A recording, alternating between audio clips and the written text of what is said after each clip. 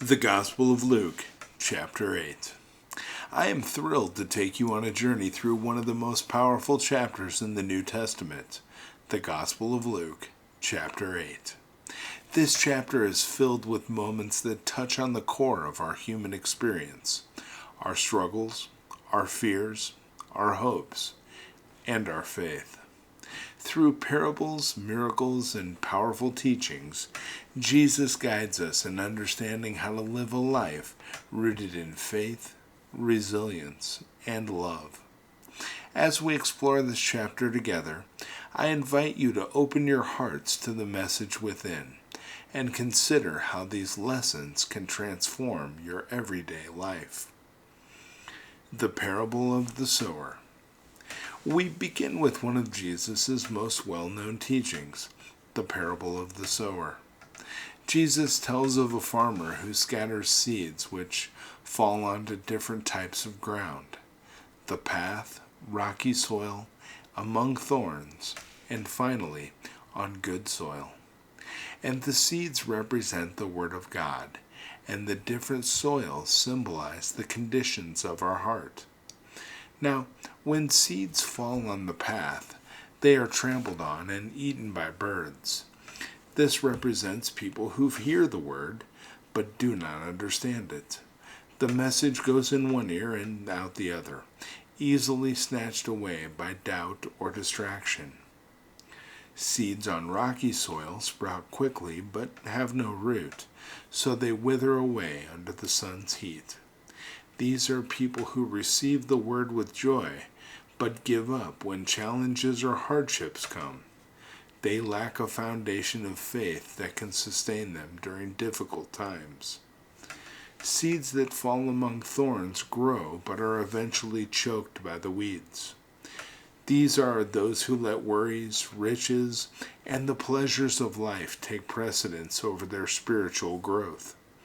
Their faith is overshadowed by the pursuit of material things and the anxieties of this world. Now, finally, the seeds that fall on good soil grow strong and yield a fruitful harvest. These represent those with an open, receptive heart, people who hear the word, embrace it, and live it out in their lives.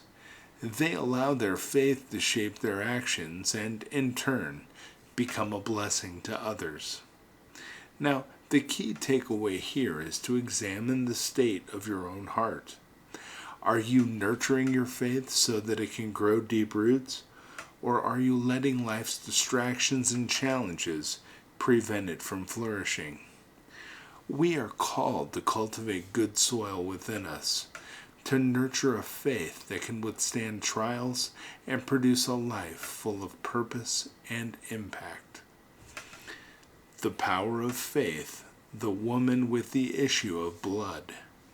Now, as we move further into this chapter, we come across a woman who had been suffering from a condition of bleeding for 12 years. This woman, considered unclean by society, had tried everything, seen every doctor, and spent all she had, but nothing worked. Yet in her desperation, she believed that if she could just touch the edge of Jesus' cloak, she would be healed. Her action was not only a testament to her faith, but also to her courage. She defied the societal norms that told her to stay away, to hide her suffering, and instead reached out in faith. And when she touched Jesus, she was healed instantly. Jesus said to her, "Daughter, your faith has healed you. Go in peace."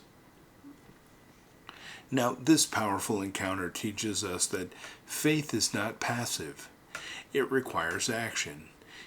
Sometimes we have to step out despite our fears and despite what the world tells us to reach for what we believe in. It's about believing so strongly that we act on that belief. What would happen if you reached out to God with that kind of faith in your own life? Jairus' daughter and the power of persistence.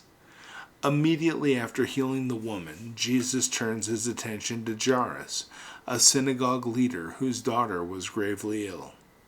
On their way to his house, news came that his daughter had died. Can you imagine Jairus' heartbreak in that moment?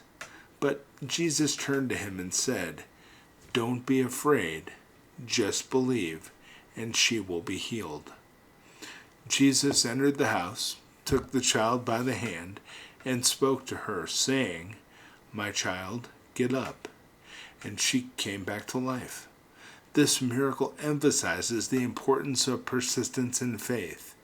Even when the situation seemed impossible, Jesus asked Jairus to believe. He didn't promise an easy path, but he asked for trust and unwavering faith. And this story is a powerful reminder that even when life seems to be at its darkest, even when all hope appears lost, faith can breathe life back into our dreams and our spirit. It's a call to hold on to God's promises, even in the face of despair, because God has an ability to provide, and with him, nothing is truly beyond hope.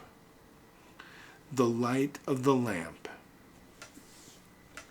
Jesus then speaks of the lamp and how it is not meant to be hidden, but placed on a stand so that all can see its light. He tells us that everything hidden will be revealed, and that our true nature and intentions will come to light.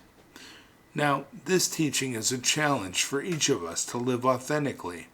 It's a reminder that our faith and our gifts are not just for us. They're meant to shine brightly in the world. Now, how often do we hide our talents or our faith because of fear of judgment or doubt? Jesus encourages us to let our light shine, to be a beacon of hope and love for others to see. Our lives should illuminate the way for those around us, leading them closer to God through our actions and our love. The calming of the storm. Now, lastly, in the Gospel of Luke, chapter 8, we're taken to the Sea of Galilee, where Jesus and his disciples face a violent storm. The disciples, terrified and certain they would drown, woke Jesus, pleading for help. With just a word, Jesus rebukes the storm, and the sea becomes calm. He then asks them, "Where is your faith?" Now, this moment reveals a profound truth about the nature of faith. It's not just something we hold on to when the skies are clear, but something that anchors us in the storm. Now, faith is trusting that God is with us even when waves are high and the winds are strong. It's knowing that no storm is too great for his power. And when we place our trust in him, he can calm the chaos within us, even if the storm around us continues to rage. So, as we conclude today's journey through the Gospel of Luke, chapter 8, I encourage you to think about the message of faith that echoes through each story. We saw how the Word of God can either flourish or wither depending on the condition of our heart. We learned that the woman with the issue of blood, that faith demands action and courage, even in the face of impossible odds. Jairus' story reminded us to persist and believe, even when hope seems gone. The parable of the lamp challenges us to let our light shine brightly. And finally, the calming of the storm taught us that faith is our anchor in life's most turbulent times. Now, these lessons are not just historical moments. They are living truths meant to inspire us today. So, let's nurture that faith like good soil. Let it move us into action. Let it guide us through our darkest hours, and let it shine as a light for others to see. And above all, let us remember that with God, all things are possible. So, as you go forth today, may you hold these teachings close to your heart. Let them challenge you to grow, to reach out, and to believe without wavering. And when the storms of life come, and they surely will, remember that you are not alone. Your faith can be your calm, your courage, and your strength. I want to thank you, and may you walk forward in faith today, knowing that each step you take is guided by a love that never fails. Tomorrow we'll discuss the Gospel of Luke, chapter 9. Have a beautiful day, friends. Take care.